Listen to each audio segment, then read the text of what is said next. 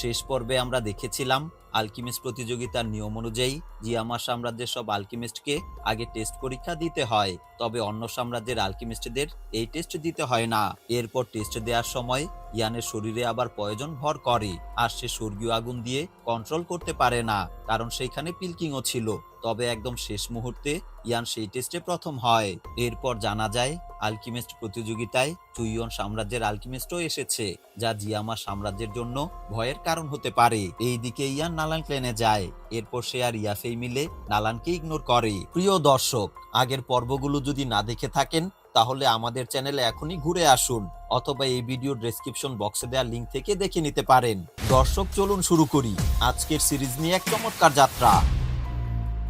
সিরিজের শুরুতে নালান মন খারাপ করে বাড়ির ভেতরে চলে যায়। এরপর ইয়াফে ইয়ানকে ভেতরে আসতে বলে, কিন্তু ইয়ান রাজি হয় না। তখন ইয়াফে বলে, নালানজির শরীর থেকে পয়জন চলে যাওয়াতে জিয়ামা সাম্রাজ্যের প্রভাবশালী লোকদের আমন্ত্রণ করেছে, তাই তুমি ভেতরে গেলে তোমার ভালো লাগবে। তখন ইয়ান বলে, নালানজির পয়জন এখনো পুরোপুরি নষ্ট হয়নি, এর মধ্যেই আয়োজন করেছে, কিন্তু আমার কাছে বেশি বাড়াবাড়ি মনে হচ্ছে। তখন ইয়াফেই বলে, পুরো সাম্রাজ্যের মানুষ জানে নালানজি ঠিক হয়ে গেছে, আর পিলকিং সহ সবাই তোমার প্রশংসা করছে। তখন ইয়ান বলে, আমি আসলে প্রশংসার আশায় না, এইখানে এসেছি আত্মা ফিরিয়ে আনার উপাদান 7 ম্যাজিক্যাল গ্রিন স্পিরিট সালাইভা পাওয়ার আশায়। তখন ইয়াফেই বলে, ঠিক আছে, কিন্তু ভিতরে আসো, আমার মাস্টারের সাথে তোমার পরিচয় করিয়ে দেব, আমার এই অনুরোধটা রাখো। তখন ইয়াফে এর অনুরোধে ইয়ান বাড়ির ভেতরে যায়। অন্যদিকে আমরা রাস্তায় একটা ঘোড়া নালান পরিবারের দিকে ছুটে আসতে দেখি, আর নালান ক্লেনের আয়োজনে লিউ আর ইউকেও দেখা যায়। সেই সময় নালানজি সবার উদ্দেশ্যে বলে, আমি জিয়ামা সাম্রাজ্যের লায়নহার্ট কমান্ডার, অনেক বছর প্রয়োজনে আক্রান্ত ছিলাম, তাই এত বছর আয়োজন করা হয়নি, কিন্তু এখন আমি সুস্থ আছি, তাই সবাইকে আমন্ত্রণ জানিয়েছি, আর সবাই আসাতে আমি অনেক খুশি হয়েছি। অন্য পাশে ইয়াফে ইয়ানের পরিচয় তার মাস্টার টেনশনের সাথে করিয়ে দেয়।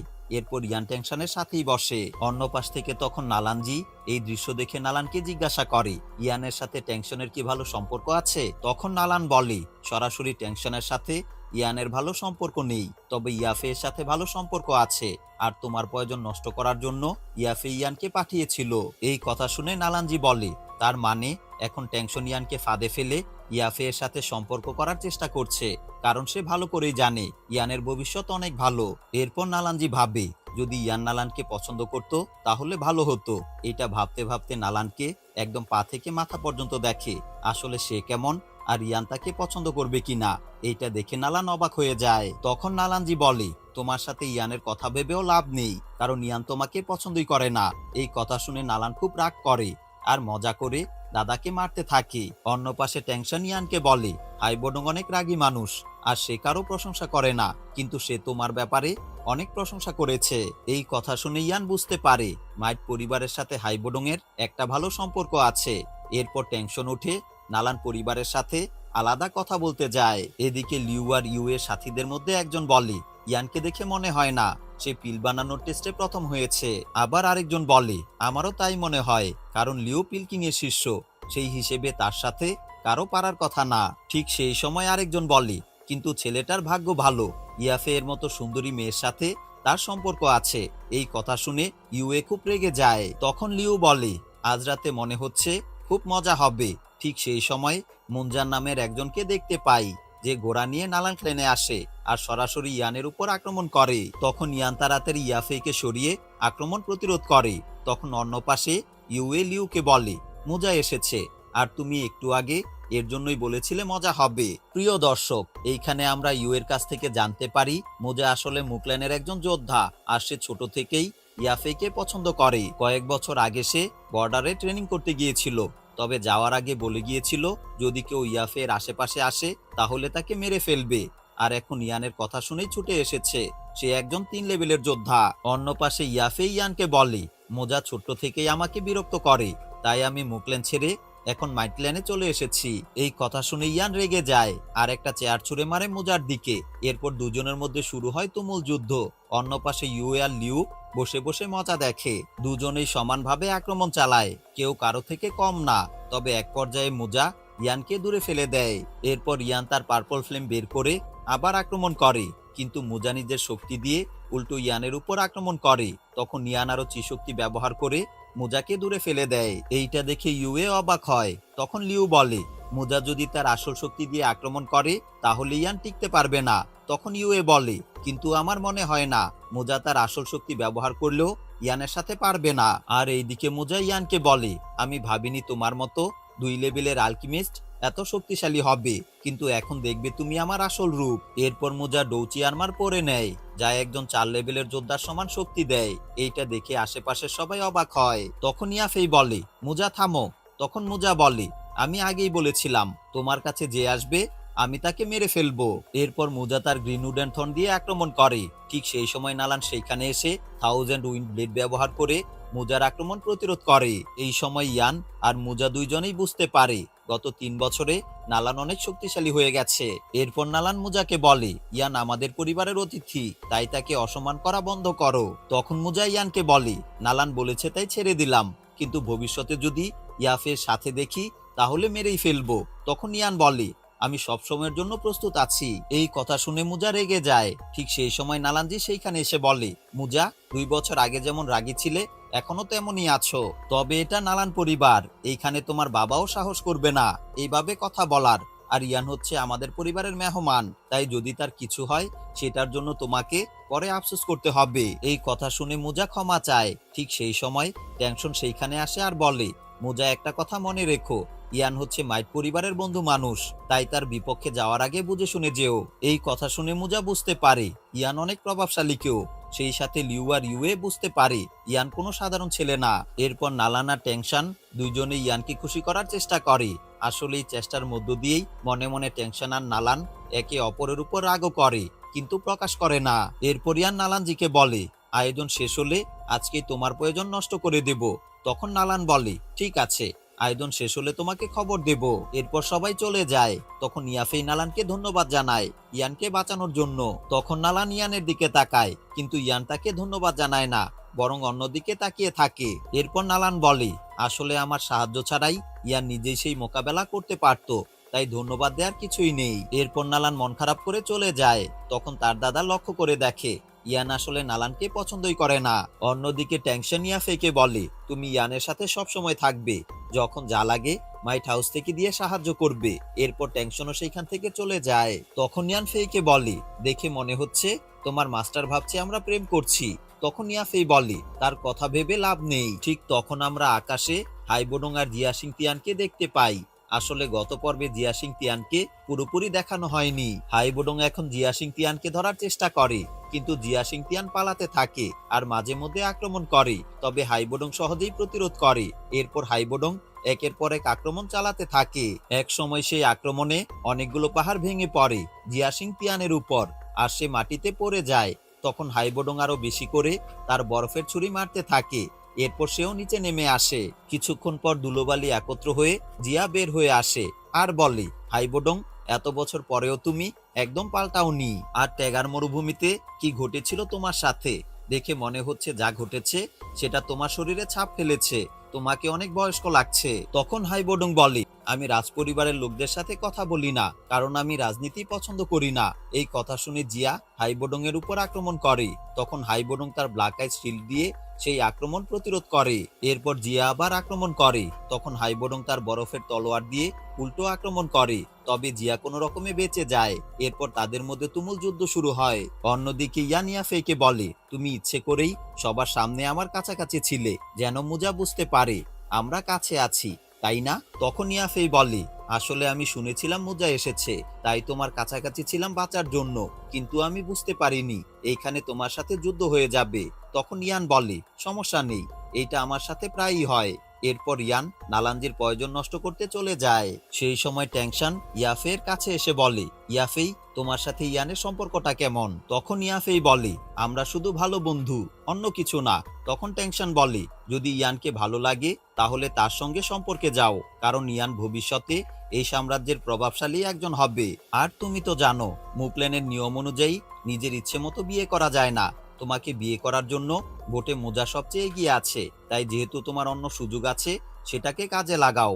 আর এই বিষয় মাইটল্যান্ড পুরো সাপোর্ট দিবে। এরপর টেনশন চলে যায়। ইয়াফে সেই বিষয় নিয়ে চিন্তা করতে থাকে। অন্যদিকে ইয়ানাজ নালানজির প্রয়োজন পুরোপুরি নষ্ট করে ফেলে। এরপর নালানজি খুব খুশি হয়। আর ইয়ানকে ধন্যবাদ দিয়ে বলে, আমি জানি তুমি 7 ম্যাজিক্যাল গ্রিন স্পিরিট সালাইভের জন্য এসেছো, কিন্তু সেটা আমার জীবনের থেকে বেশি দামি কিছু না, তাই তুমি অবশ্যই সেই উপাদান পেয়ে যাবে, একটু অপেক্ষা করো। এরপর তারা একসাথে কফি খেতে বসে। তখন নালানজি ইয়ানকে বলে, তুমি হয়তো ভাবছো আমি সুস্থ হওয়ার আগেই কেন পার্টি দিয়েছি, তাই না? তখন ইয়ান বলে, আসলে তোমার এখন বিশ্রাম নেওয়া দরকার। তখন অন্য পাশ থেকে নালান সুতার বাবাকে বলে, এইসব বিষয় নিয়ে কথা না বললেও হবে। তখন নালানজি বলে, ইয়ান আমার জীবন বাঁচিয়েছে, তাই তার সাথে মনের কথা বলাই যায়। কি বলো ইয়ান, তুমি আবার মন খারাপ করবে না তো? তখন ইয়ান বলে, সমস্যা নেই, আমি শুনছি। এরপর নালানজি বলে, জিয়ামা সাম্রাজ্যের মধ্যে আমাদের পরিবার এখন সব থেকে ভালো অবস্থানে আছে। আসলে এই সাম্রাজ্যে মিস্টি ক্লাউড সেক্টর সব থেকে শক্তিশালী। তবে বর্তমানে রাজপরিবারের ভাগ্য ভালো, কারণ তাদের প্রধান জিয়া সিং তিয়ান আছে, আর তার সাথে আছে রহস্যময় এক মনস্টারের শক্তি, আর সবাই তাকে ওল্ড মনস্টার বলে ডাকে। এই কারণে মিস্টি ক্লাউড সেক্টর এখন রাজপরিবারকে কিছুটা ভয় পায়, তাই তাদের মধ্যে সরাসরি যুদ্ধ হয় না। নালান মিস্টি ক্লাউড সেক্টরে যোগ দিয়েছিল, আর ভবিষ্যতে সে প্রধান হবে। তাই রাজপরিবার আর মিস্টি ক্লাউড সেক্টর দুই পরিবারই এখন আমাদের সম্মান দেয়। এরপর নালানসু বলে, বাবা যখন অসুস্থ ছিল তখন কিছু বড় বড় শক্তি আমাদের চাপে রেখেছিল, তাই আজ আয়োজন করে জিয়ামা সাম্রাজ্যের সবাইকে জানিয়ে দিয়েছি লায়নহার্ট কমান্ড নালানজি এখনো বেঁচে আছে, যাতে কেউ বড় ক্ষতি করার সাহস না পায়। এরপর নালানজি ইয়ানকে বলে, আশা করছি এখন থেকে আমরা বন্ধু হতে পারবো, আর কোনো সময় একে অপরকে সাহায্য করব। তখন ইয়ান বলে, আমি একজন সাধারণ আলকিমিস্ট, সেই হিসেবে এত বড় পরিবারের বন্ধু হওয়ার যোগ্যতা আমার নেই। তখন নালানজি বলে, তোমার কাছে স্বর্গীয় আগুন আছে, তাই তুমি একদিন পিলকিংকেও ছাড়িয়ে যাবে, এটা আমার বিশ্বাস। তাই যদি তোমার সাথে আমি বন্ধুত্ব না রাখি তাহলে এটা বোকার মতো কাজ হবে। ঠিক তখন সে ইয়ানের সামনে আত্মার শক্তি ফিরিয়ে আনার উপাদান নিয়ে আসে। তখন নালানজি বলে, আসলে এটা পেতে আমার অনেক কষ্ট করতে হয়েছে, আর এই উপাদান সংগ্রহ করার সময় শিয়ারিং পয়জন আমাকে আক্রমণ করেছিল। এরপর ইয়ান সেই উপাদান দেখে অনেক খুশি হয়, কারণ সে তার মাস্টারকে আবার ফিরিয়ে আনতে পারবে। ইয়ান সবগুলো উপাদান নেয়, তারপর তাদের বিদায় জানিয়ে বের হয়ে যায়। অন্য পাশে ইয়াফেই একা বসে বসে ইয়ানের কথাই ভাবছিল। সেই সময় ইয়ান সেইখানে আসে, আর ঠান্ডা দেখে ইয়াফেইকে একটা পোশাক পরিয়ে দেয়। এরপর ইয়াফেই জিজ্ঞাসা করে, তুমি যেই উপাদান চেয়েছিলে তা পেয়েছো? তখন ইয়ান বলে, হ্যাঁ পেয়েছি। তখন ইয়াফেই বলে, আসলে তুমি অনেক কষ্ট করেছো, আর তার ফল পেয়েছো। তখন ইয়ান বলে, আমি কষ্ট করেছি কারণ আমি হার মানতে চাই না। এরপর ইয়ান ইয়াফেইকে বিদায় জানিয়ে চলে যেতে থাকে।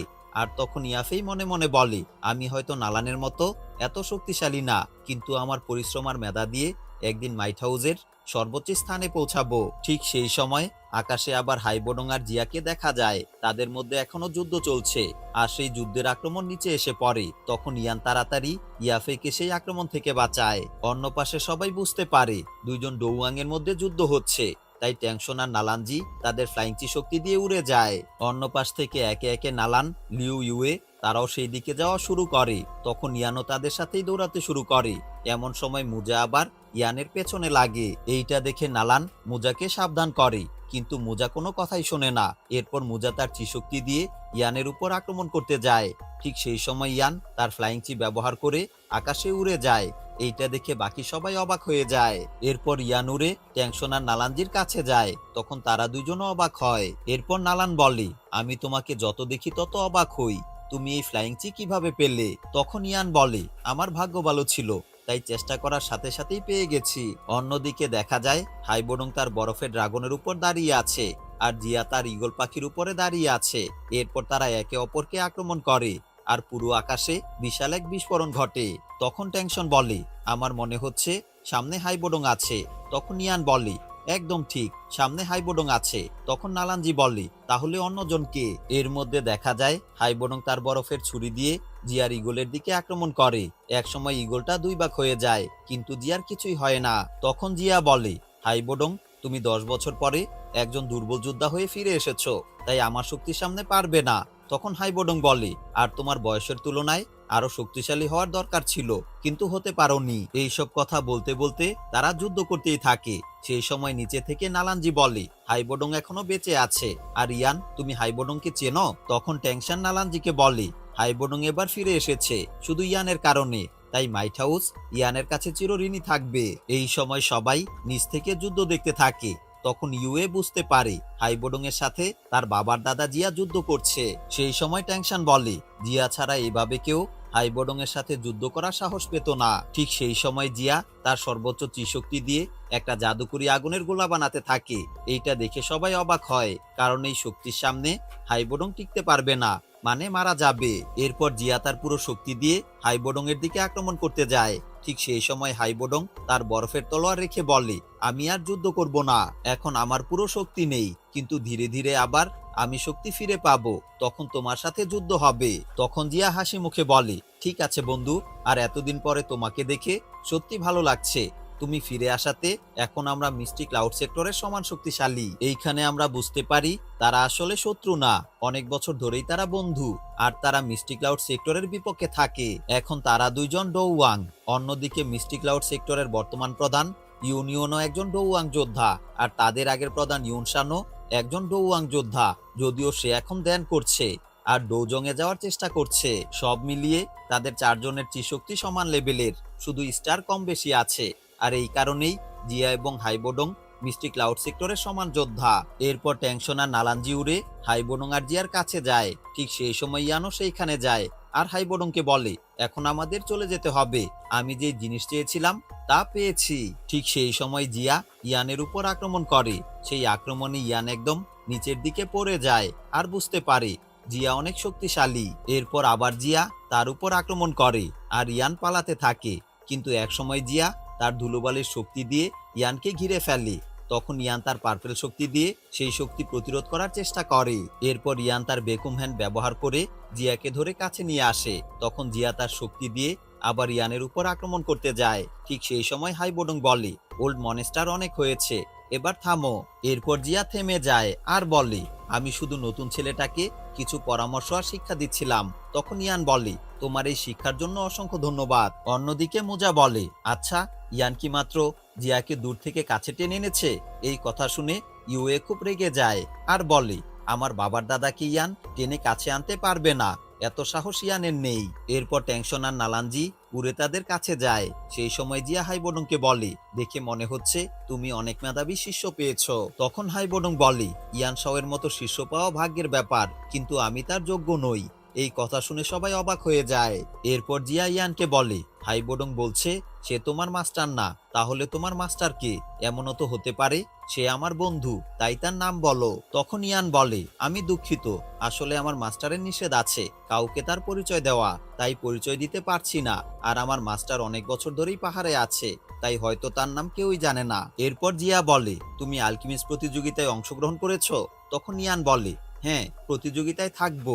এরপর হাইবোডং বলে, তাহলে আমরা চলে যাই। তারপর সবার কাছ থেকে বিদায় নিয়ে ইয়ান আর হাইবোডং চলে যেতে থাকে। এরপর পথে হাইবোডং ইয়ানকে জিজ্ঞাসা করে, তুমি আত্মা ফিরিয়ে আনার উপাদান পেয়েছো? এরপর ইয়ান উপাদান বের করে দেখায়। তখন হাইবোডং বলে, জিয়াকে সবাই ওল্ড মনেস্টার বলে, কারণ একসময় তার কুইন মেরুসার সাথে যুদ্ধ করার শক্তি ছিল, আর এখন তার শক্তি আরো বেড়েছে। দেখে মনে হচ্ছে সে ডৌওয়াং এর 8 স্টার বা 9 স্টারে আছে, মানে আর 1 স্টার হলেই ডৌজং এ পৌঁছে যাবে। প্রিয় দর্শক, এইখানে ডৌজং মানে 8 লেভেলের যোদ্ধা, আর জিয়ামা সাম্রাজ্যের কেউ এখনো এই লেভেলে পৌঁছাতে পারেনি। যদিও আমরা জানি মিষ্টি ক্লাউড সেক্টরের আগের প্রধান ইউনশান ধ্যানে বসেছে 8 লেভেলে যাওয়ার জন্য, তবে সিরিজে এখনো সরাসরি ইউনশানকে দেখানো হয়নি। তবে জিয়া সিং তিয়ান এবং ইউনশানকে এখন সমান লেভেলের যোদ্ধা বলা যায়। এরপর ইয়ান হাইবোডংকে বলে, জিয়ার শক্তি বাড়লেও তো তোমার সমস্যা নেই, কারণ দেখে মনে হয়েছে তোমরা অনেক ভালো বন্ধু। তখন হাইবোডং বলে, আসলে জিয়া সবসময় মাইটি এর পরিবার, নালান পরিবার আর মুকল্যানের উপর নজর রাখে, কারণ মাইট হাউসের সাথে আমার সম্পর্ক ভালো আছে, তাই সে ভয় পায় যদি সেইটা কাজে লাগিয়ে তার রাজপরিবার ধ্বংস করে দেই, আর এই ভয়ে সে আমার সাথে ভালো সম্পর্ক রাখে। যদিও এখন সে আমার থেকে অনেক বেশি শক্তিশালী হয়ে গেছে, আর আজ সে তোমার শক্তিও দেখেছে, তাই তোমাকে তার দলে নেয়ার চেষ্টা করবে। তখন ইয়ান বলে, আমি এখন শুধু চাই আত্মার শক্তি ফিরিয়ে আনতে, অন্য কিছুতে আমার মনোযোগ নেই। এরপর তারা বাড়িতে ফিরে আসে। তারপর ইয়ান হাইবোডংকে বাহিরে পাহারা দিতে বলে, আর ইয়ান ঘরে যায়। এরপর উপাদানটা বের করে মনে মনে বলে, মাস্টার, আজ তোমাকে ফিরিয়ে আনবো। এরপর সে তার পিল বানানোর পাত্র বের করে।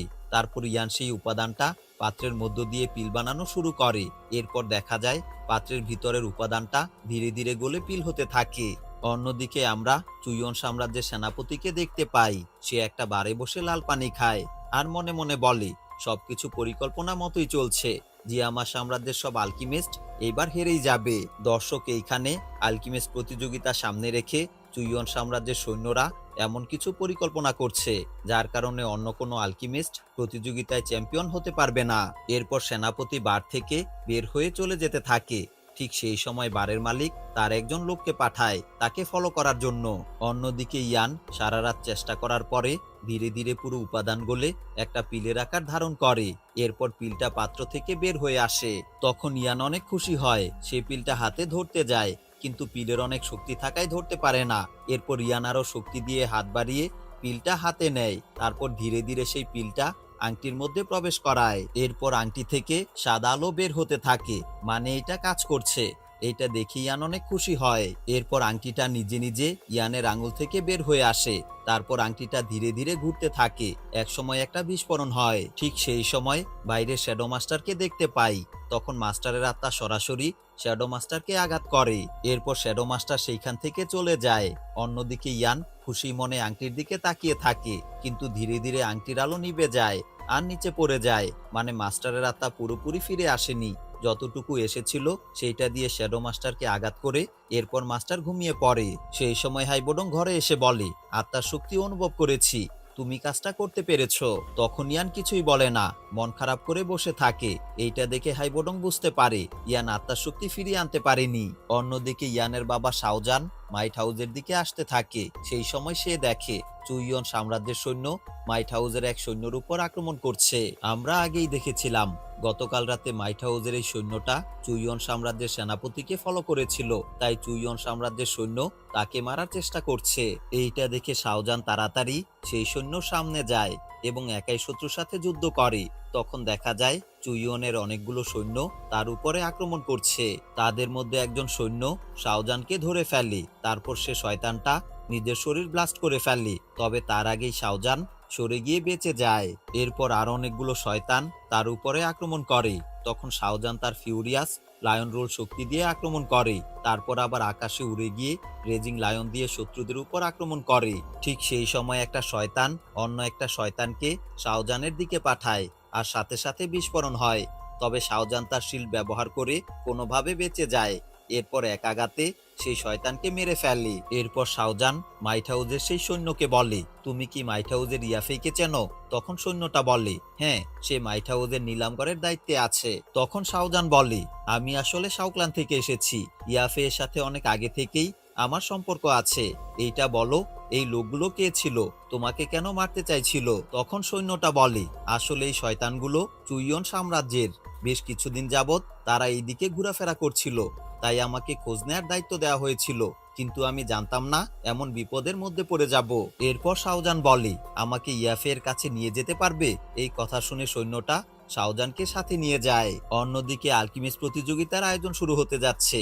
দলে দলে সবাই সেই দিকেই যাচ্ছে। সেই সময় হাইবোডং ইয়ানকে বলে, মনে হচ্ছে 7 ম্যাজিক্যাল গ্রিন স্পিরিট সালাইবা তোমার আত্মার শক্তি ফিরিয়ে আনতে পারেনি।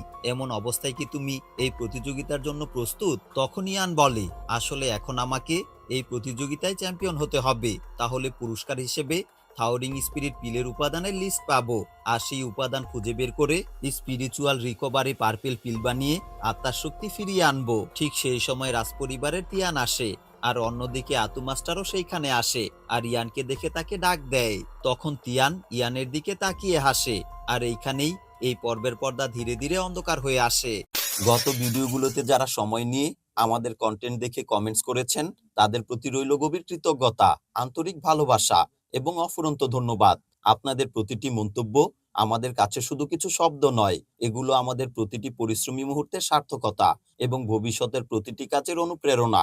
আমরা বিশ্বাস করি একজন দর্শকের সময় সবচেয়ে মূল্যবান, তাই যখন কেউ আমাদের ভিডিও দেখে সময় বের করে কিছু অনুভূতি বা মতামত ভাগ করে নেয়, সেটাকে আমরা খুব গুরুত্বের সাথে নেই। অনেকেই সুন্দর করে মতামত দেন, উৎসাহ দেন, কখনো গঠনমূলক পরামর্শও দেন, আর এইসবই আমাদের পথ চলাকে আরো অর্থবহ করে তোলে। আপনাদের ভালোবাসা, আন্তরিক মন্তব্য আর নিয়মিত সাপোর্ট সব মিলিয়ে আমাদের কাজ করার আগ্রহ অনেক গুণ বাড়িয়ে দেয়।